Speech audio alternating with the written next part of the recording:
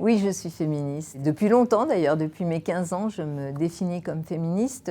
C'est-à-dire j'ai pris conscience assez tôt quand même qu'il y avait des inégalités entre les filles et les garçons. Donc être féministe, c'est se battre pour l'égalité. Oui, à l'évidence, je pense qu'on a besoin d'une parité totale, c'est-à-dire autant d'hommes que de femmes. C'est toujours dans les équipes beaucoup plus intéressant, beaucoup plus créatif. J'ai vu la différence quand la parité a été réelle, par exemple dans les assemblées type les conseils municipaux. C'était plus les mêmes sujets qui venaient sur le devant de la scène. C'est très important qu'il y ait de la parité dans toutes les institutions, des femmes qui président l'Assemblée nationale, le Sénat, qui soient présentes dans les institutions principales, pas simplement pour le plaisir de dire il y a des femmes, c'est que les femmes apportent aussi par leur expérience de vie qui est différente, puisque l'expérience des femmes, c'est de la conquête permanente pour justifier son autorité, sa compétence, pourquoi on est là. Et je pense qu'il faut absolument qu'on puisse aller vers cette égalité-là, et ça fera du bien à nos institutions et à notre démocratie. Cette invisibilité des femmes orchestrée quand même aussi dans nos manuels scolaires où elles n'apparaissent que depuis quelque temps et pas encore de façon très importante dans le rôle qu'elles ont eu pour faire changer la société française, ça me paraît une évidence, oui, 100%.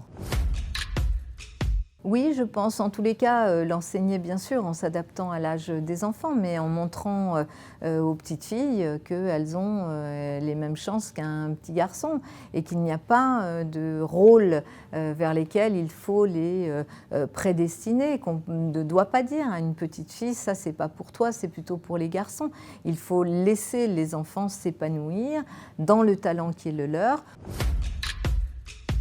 Se priver de l'apport des femmes dans les sciences, dans l'intelligence artificielle, c'est se priver aussi de la vision des femmes, de leur sensibilité, de leur expérience, dans la façon dont on construit le monde de demain. Et donc c'est très très dangereux.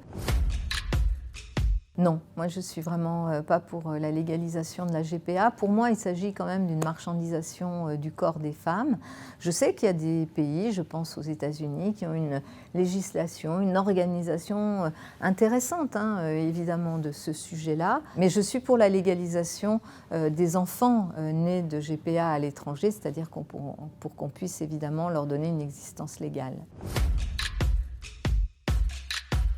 Déjà, faire en sorte que les femmes puissent accéder au crédit, au fonds, mettre en place des obligations pour qu'elles, effectivement, dans les critères, par exemple, moi, dans les critères concernant l'accompagnement des entreprises, je pose des critères sociaux. Dans ces critères sociaux, il y a les critères d'égalité femmes-hommes. Donc on devrait faire la même chose dans les banques et pas simplement dans les banques publiques. Il faut vraiment, vraiment qu'on accompagne les femmes dans la création d'entreprises.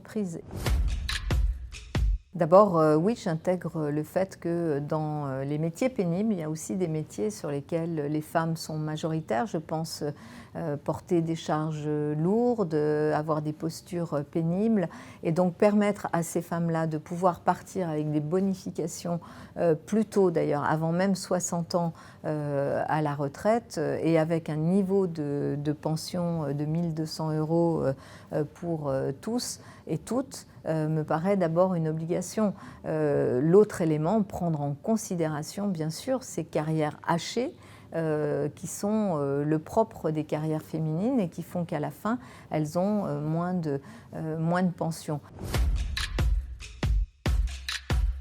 Oui, absolument, et je suis vraiment favorable aussi parce que ça vise aussi, par exemple, les actes de pédocriminalité, à ce qu'il y ait cette prise en compte de l'amnésie traumatique.